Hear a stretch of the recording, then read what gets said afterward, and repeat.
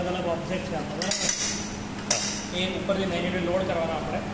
Load થાય એટલે અહીંયા એક આ ન્યુમેટિક એક્ચ્યુએટર છે જે આ ઓબ્જેક્ટને આગળ પુશ કરાવે. પુશ થાય એટલે આ પ્લન્જર છે એ પ્લન્જર આવે અહીંયા અને ઓબ્જેક્ટ પકડે. એની માટે અહીંયા ન્યુમેટિક વેક્યુમ જનરેટ થાય.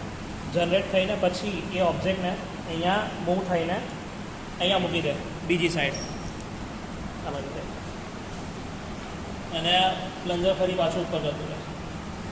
પછી શું થાય, જો ઓબ્જેક્ટ તમારો જે પ્રીડિફાઇન છે એમાં 3 અલગ અલગ કલર રેડ, બ્લેક અને મેટલ એ સિવાયનો હોય તો એ સીધું જ અહીંયા બહાર નીકળે રિજેક્ટ થઈને.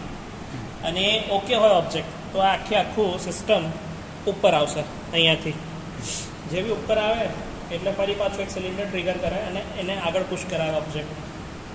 જેવો અહીંયા પહોંચે ઓબ્જેક્ટ એટલે આ કન્વેયર મોટર ચાલુ હોય કન્વેયર બેલ્ટની, અને અહીંયા ઓબ્જેક્ટ ડિટેક્ટ થાય કે મેટલ છે નોન મેટલ છે, અને એના અકોર્ડિંગલી પછી આ વાલ્વ ટ્રિગર થશે કે એ ફર્સ્ટ ફોર એક્ઝામ્પલ રેડ હોય તો અહીંયા જાય, બ્લેક હોય તો અહીંયા જાય, મેટલ હોય તો અહીંયા ઓલરેડી કર્વ એનો આપ્યો ત્યાંથી અંદર જતો રહે.